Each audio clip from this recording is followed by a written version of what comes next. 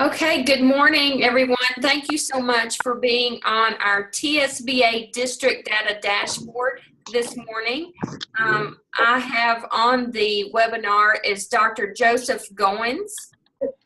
He is the person that our TSBA board contracted with to develop this dashboard for our school boards, superintendents, and really anyone in the state, your city council, county commission, whomever.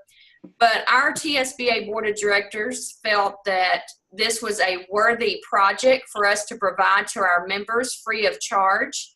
And we wanted to share with you the components of the dashboard and how school boards and superintendents can use this as you're working on your strategic plan. I think we have 4 sections on our dashboard, and I think you'll find each one to be beneficial to you and your school board. And so with that, Dr. Goins, I'm going to turn it over to you. All right. I thank you, Dr. Grisham, and it's a pleasure to be here. It looks like we've got a big group. I'm going to walk through each component of the district data dashboard, as Dr. Grisham said, and just really give you guys a quick overview, but feel free to ask questions and or post a question in the group chat.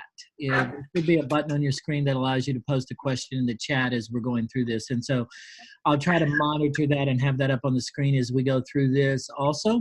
So feel free to do that. And but it's a pleasure to be here, and I'm going to jump in. As Dr. Grisham said, we developed this in looking at trying to solve 4 major questions. You know, what does your community look like? What and where are the jobs in the region? How is your school performing? And then how are you funded? And so we really tried to look at those through the lens as we're going through the design of this. And I'm going to go through each component. Down here at the bottom on the screen, we also have a section called Resources and Guides. And I'll go through that in a minute. But we also have a 5 to 10 minute tutorial. So even after we're done, there's a nice tutorial you guys can go watch and share, and other people will be able to get familiar with the district data dashboard, okay? So the first thing I'm gonna do, as Dr. Grisham said, is really just walk through each component. So the first thing we look at is, what does your community look like? And you're just gonna click here. And we really tried to take the data that is typically required for reports, for grants, and really tried to think like an educator. I've been doing this for 30 years, and I really tried to think through, like, what are the questions I'm constantly asked? And what would I like to have at my fingertips to describe my community that we live in? And that's really what we tried to do here. So first thing you're gonna do is select your school district. And so we have all the school districts located here, and just find your school district. I'm in Blount County, where I'm presenting from right now. So I'm going to pick on Blount County Schools. So if I click on Blount County School District, and then you click Go. And what we're doing here, we're combing through the data, and we use several different databases. We're using census data, we're using ONET data, we're using the Bureau Labor and Statistics data, and I'll show you where you can get a printout of all the data we use. But when we describe your community here, so here's Blount County Schools, we start with a district overview of the school district. Then we describe your community, and we describe it by population, by age. One of the things we're really trying to address, I often call it the 3 E's: education, employment, and economic development.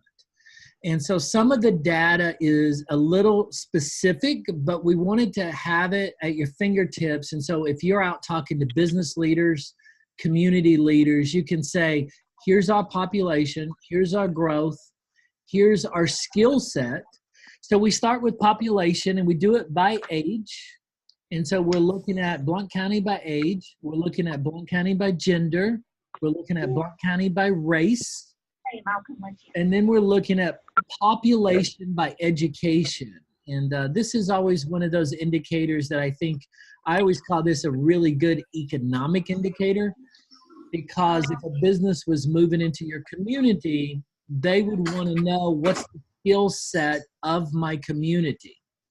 And one of the ways we do that is by saying, what are the graduation, what are the skill set that I have in my community?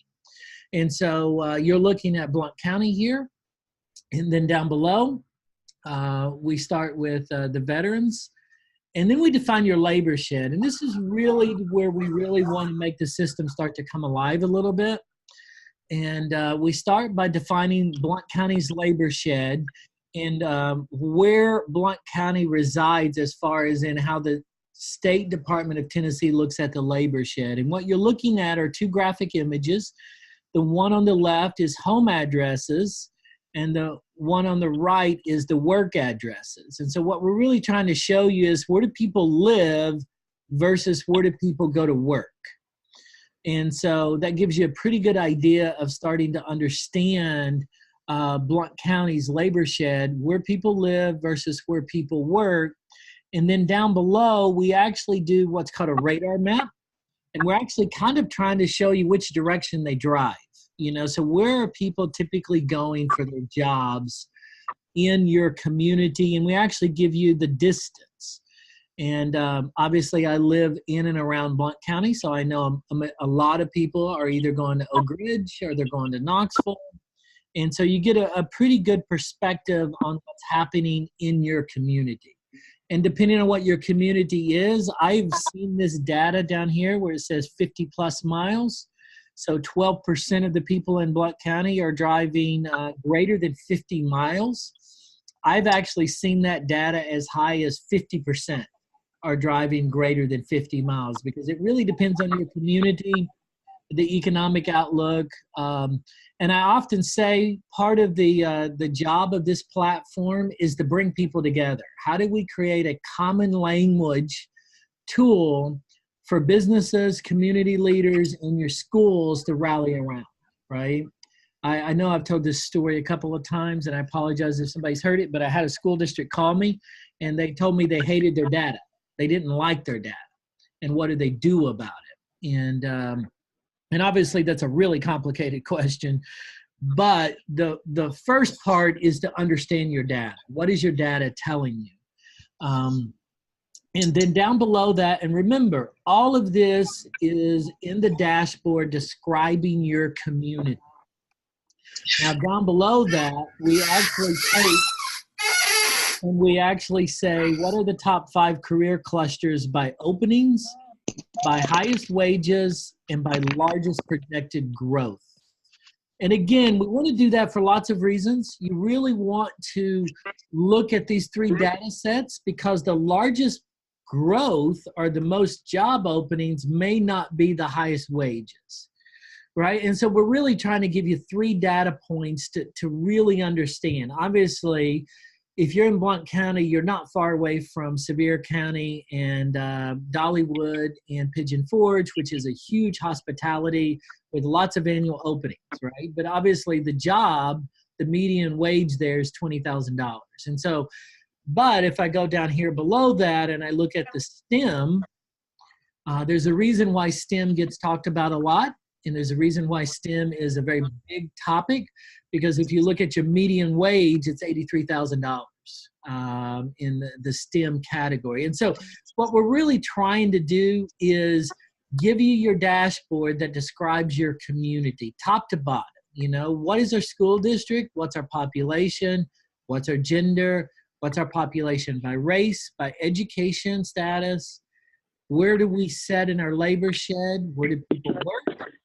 And then we take and say, what are the top 5 career clusters by openings, wages, and largest projected growth? I'm going to pause there before we go to anything else and make sure this makes sense and see if you have any questions. By the way, any of our data that's on the screen, you can click download and print, and you will have the same data in charts and graphs in a report that can be used, whether it's at a Chamber of Commerce meeting, whether it's for a grant or anything. And the idea is to make this incredibly user-friendly. any questions about that from an overview? Remember, the only thing we were in was what does your community look like?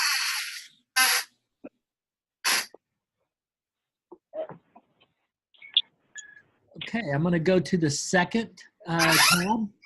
And again, good. I just got, I tell you what, I just got feedback on the chat.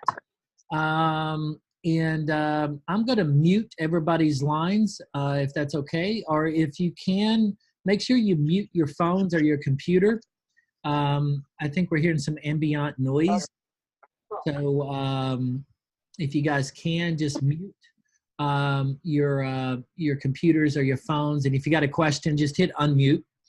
Got a good question from Carl. What is the data? And this data, how often do we update it? Really good question, Carl.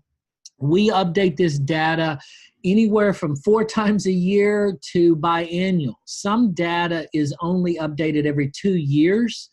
So for example, and I'm going to go into this screen while I answer this, but there is a 10-year projection that the state uses when they look at jobs. The state actually only updates that data every 2 years. And so we'll be updating that data table when your state does it. Other table is updated quarterly. And we have a schedule that I'll show you right here on information and data sources. Right now you can open that and you can look at the data we're using.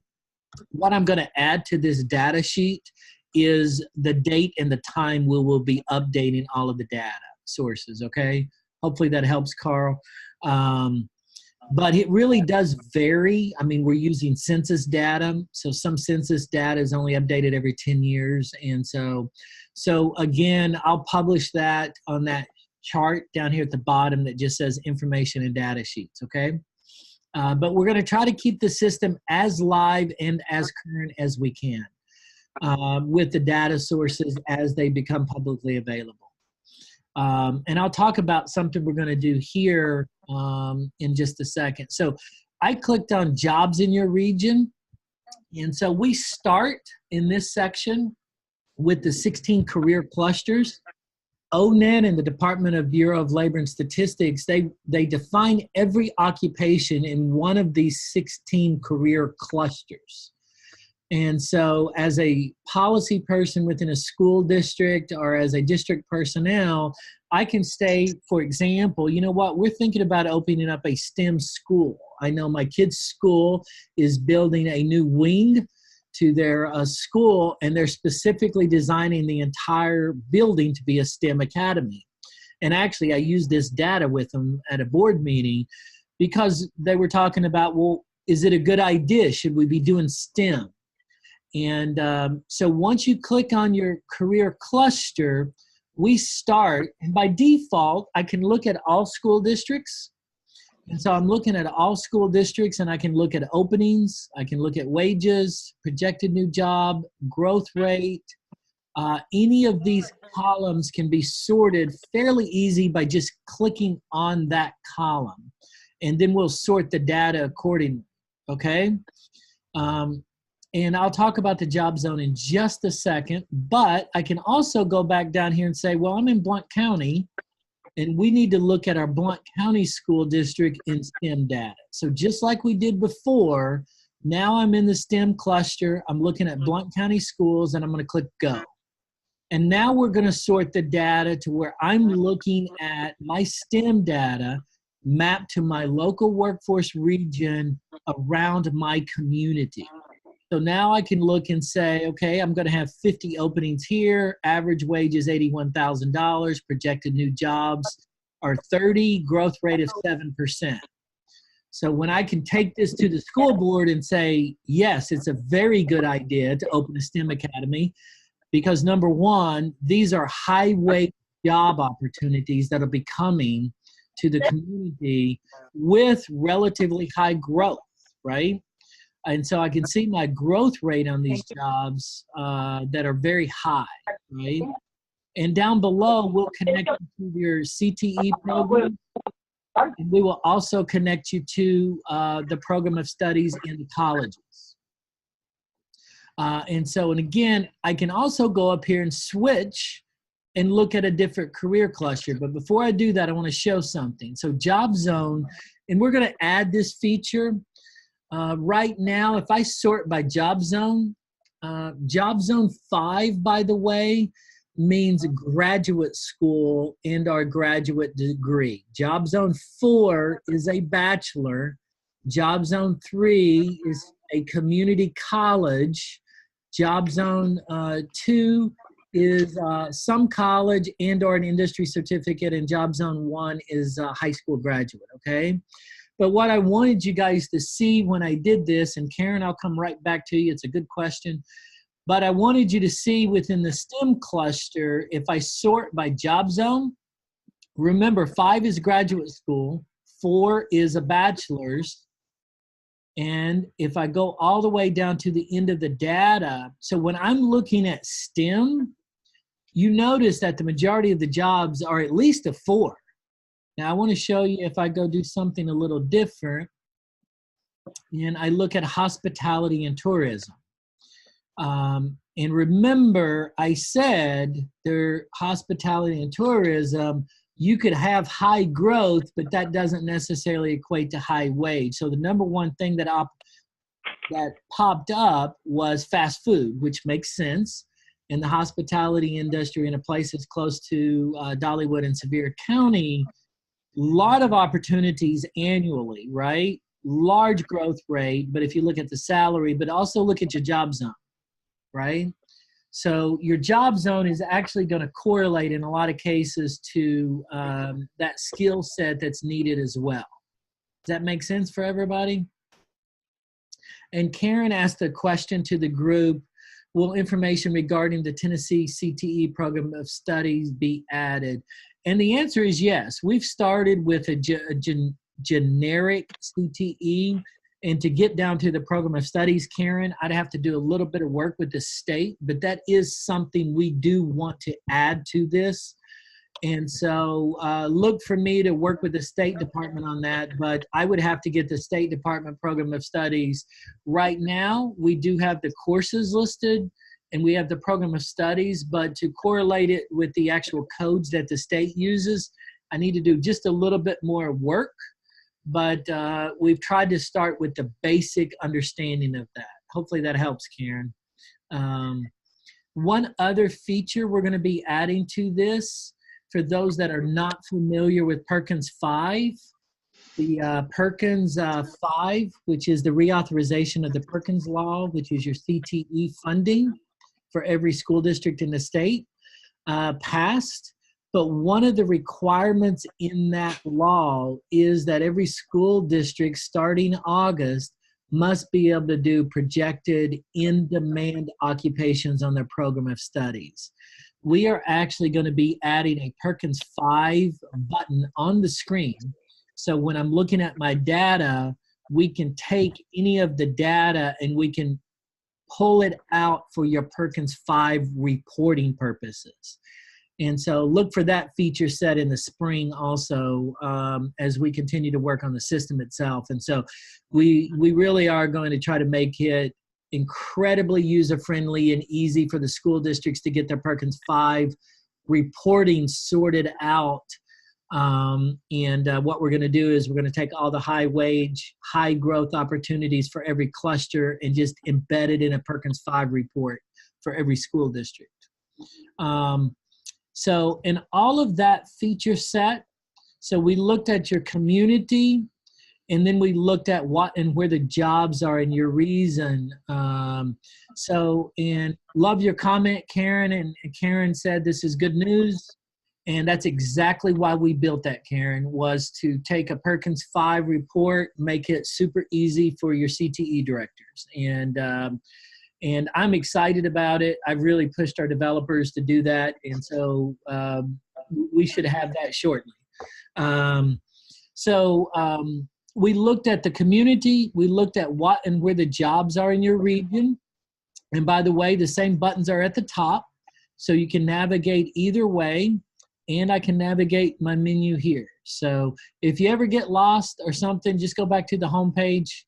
and you can start and say, what are the jobs? I want to go back and I want to look at manufacturing in Sevier County, right? So I can pick manufacturing, and then I can go, and now I'm looking at my data on manufacturing within my thing, okay? So, so now the next two buttons we added, first is how is your school performing? And what we really wanted to answer are those four main questions. What does your community look like? Where are the jobs? How are you performing as a school district? So what we did here, if you've been on the Tennessee Department of Education's website and you've looked at the new design of the school report card, what we were able to do in layman's terms is basically reframe that website to where it's embedded within our platform. So you have it all in one location, but it's the exact same thing. So for example, I can go over here to districts, and I can go down here, and again, Blount County where I live, and I can click on Blount County, and I can look at my performance indicators just like I would, and we've embedded this within the platform. So again, I can go from what does my community look like, and what should we be thinking about as a community, to what and where the jobs in my region, to how are we performing. And so I've got all of my district data here, and I can drill down to individual schools, right? And so just like I would, and all we've done is embed the entire Tennessee report card within a frame within our website. Any questions about that? Dr. Grissom, is everything going okay? Doing great. Okay, good.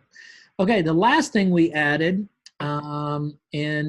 this was something to where we really worked hard with Dr. Grissom and her staff on, but how is your school funded? And so what we did here, and again, the system, I always say we really tried to have a lot of goals in building the system, but ease of use was one of our goals I hung in my developer's office. This thing had to be intuitive and had to be easy to use, and we had to generate high value data for the constituencies, right? So when we're working with school districts, I wanted to take something that's typically complicated and make it easy to use, right? And so here, just like before, we're going to pick our school district, and we're going to click Go. And we did two things with the school funding. We started with the BEP summary funding data table for Blount County School District, and we embedded it within the platform. So I'm going to start my financial overview by looking at Blount County's BEP funding. But if I need to do a more deeper analysis, you click this button that says View More. And what we did is we took the detailed budget analysis for Blount County schools that you can look at and download if you want to. And so what we really did was say, for any of the school districts, what's the summary of my budget and my allocation? And then if I need to do a detailed analysis, I just click View More, and I've got my detailed analysis on my funding for my local community and school district. And Tammy, I'm going to see if you want to say anything else about the funding before I leave that. I know normally Ben does, but I don't know if you want to say anything else about it, Tammy. No, I think you did a good job explaining that. That came straight, and if we've got superintendents, and most of our boards have seen this, it comes straight from the comptroller's website, and everyone has worked with the BEP information. So we wanted to add that to the dashboard. Like Dr. Goins said, we wanted our boards and superintendents and everyone to go to one website to get all the information that they need. And I think we've captured everything in this one dashboard. So I hope for those of you that are on the webinar find this very useful. I hope you share it with your school counselors. That's an important group to share this with as they're meeting with your students. So with that, Dr. Goins, I think we could take any more questions. Yeah, I've got one quick thing I'm going to show real Okay. quick, and then we'll take some questions. One last thing I want to show on the main menu, if you're following along, there's a button we added called Resources. And so for those that couldn't attend, or you want to share this with other board members or other community leaders, if you click on Resources and Guides, we did record a pre-10-minute webinar or video that walks through each component. So if you wanted to go back after we're done and say, where was that section at? We've got a nice 10-minute video that anybody can watch and look at and refresh themselves or share it with other people, okay? And we do have 2 brochures you can download. One is an overview of the system, and another one is how to use the system. And so both of these are short, succinct brochures that you can share, but here's just a quick overview of the platform, what it does. And so, so feel free to look at that resource section. And if somebody else wasn't available, or another board member, or you meet with somebody out in your community and they're a business leader or they work at the chamber and you want to share it, just refer them to the resource and section guide, and they can watch a quick, I think the video is 9 minutes and 30 seconds, but it's less than 10 minutes, and it'll walk you through each of the components and how the system was designed, okay? Now, with that being said, I'll open it up to questions, and feel free to either type it in the chat or jump on and ask either myself or Dr. Grissom a question.